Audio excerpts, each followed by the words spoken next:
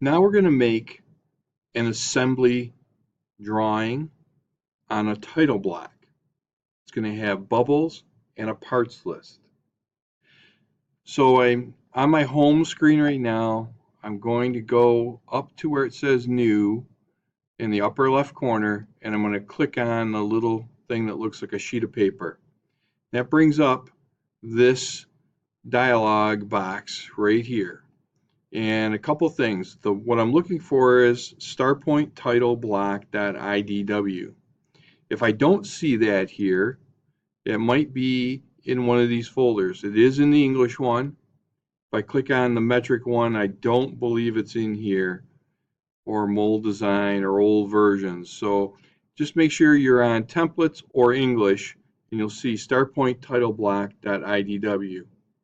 So I'm going to click on it once or double click on it and it'll open it up, or I'm just going to click on it the one time and then say create. And it brings up this, and it says prompted text. So you definitely want to do this right now. And so name is your name. I'm going to put in mine, of course. Course, this is DDP space period, whatever period you're in. If it's 2, 4, 8, so I do all 3 periods. So I'm going to do 2, 4, and 8. Scale, for this drawing there is no scale. And revision number, this is 1 because this is the first time we're making this drawing. And I'm going to say OK. When I do that, I get this error message, and I just blow right by that one and say OK. Now I've put the title block onto the screen. What I need to do now, I'm going to go up to where it says base, and I'm going to click that. And because I had the puzzle cube open, it knew to put it on my screen already. If I hadn't done that, I would have gone to the open an existing file icon right here and navigated to my folder where my Seward puzzle cube is. Now down here it's going to come up with files of type, and what I want are assembly files. So I'm just going to filter this for assembly files, and I see Seward puzzle cube right there. That's the one I want, and I'll say open, and I can see the puzzle cube right here, but this isn't a really good view. We want this to be at that isometric angle view. So I'm going to go to the house. You see the cube is up here, the view cube. I'm going to click the house, and there is my puzzle cube. Now this isn't very big, it's kind of small. So in the dialog box here on the left, it says scale 1/2. I'm going to change the scale to 1:1. And other things that we can do to make changes to these views are, we're not going to change this, but you can click style here or under style, and you'll get hidden lines. We can add or remove them. In this instance, we don't need the hidden lines, so they're turned off. So hidden lines are removed right here. And then over here is shaded. I'm going to click that off right now because I just want it to be a line drawing. You'll see in a second what it looks like. And I'm going to say OK. Now I'm going to move this over to the left-hand side. I want to make sure there's still room around it. I put it top to bottom, sort of in the middle of the page, then left to right, just accented off towards the left side. So the first thing I need to do now is I'm going to put in what's called the parts list, and that's going to sit down here in this area. And by the way, you can see all the stuff I typed in, my name, the class, the revision number is all right here right now. It also already puts in the date, which is incorrect. So I'm not sure how we'll go about fixing that, but I'm not too worried about that right now. All right, So back to this. I got to put in the parts list. So I'm going to go to the word annotate. About 2/3 of the way across the screen is this guy right here. It says parts list. I'm going to choose that. Now, I'm going to make sure select view is chosen. I'm going to come out here and click. And that will definitely put my puzzle cube assembly on the screen. Everything's there. So I'm going to just say OK. And now I've got this box attached to the cursor in the upper right hand corner of the cursor.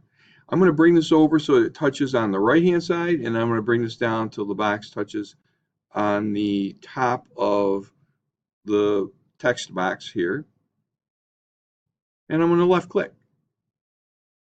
I've got a column here named description, which needs to not be there anymore. And how I delete that is I put my cursor on any place on this table really, and you'll see it turn to sort of like a little cross. I'm going to double click, and it brings up this box, this dialog box. I'm going to choose the icon on the left side, which says column chooser. I'm going to choose that, and you'll see item, quantity, part number, and description. Item, quantity, part number, and description.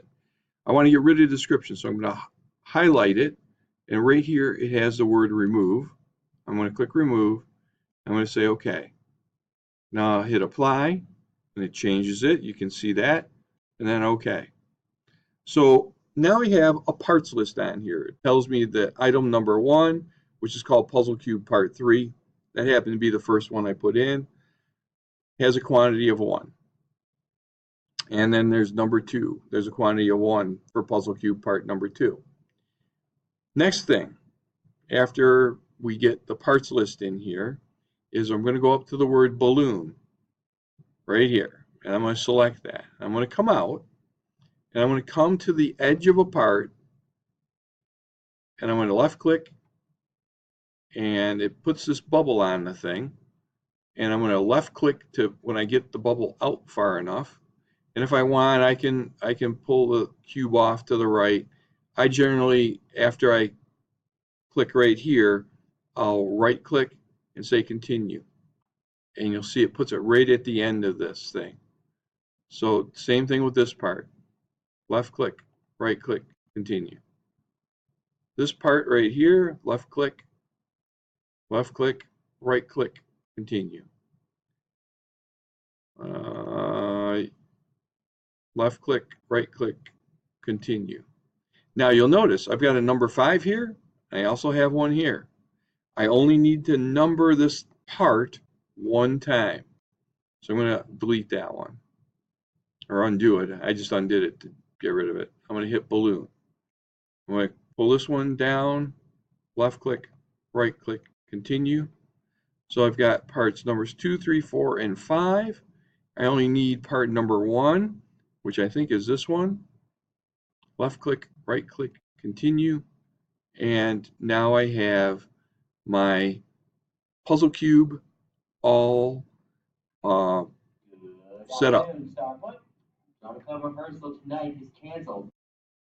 So that's how you make this assembly drawing with bubbles, which are these guys right here. Make sure you have 1, 2, 3, 4, and 5 selected, and the parts list. Now, if you want to edit this drawing at all, I'm going to hit escape a couple times. I can just put my cursor inside of that red outline, and you can flip this around. It won't make any differences with your numbers won't change, so you would have to redo the numbers, but you can edit this thing. And I think if I turn on shaded, let me see if that leaves the colors on. Yes, it does. Leaves the colors turned on, but we don't have a color printer anyways, so I'm just going to double click on this, and I'm going to turn off the shaded and say OK. So that's the drawing that we need to make. There you go.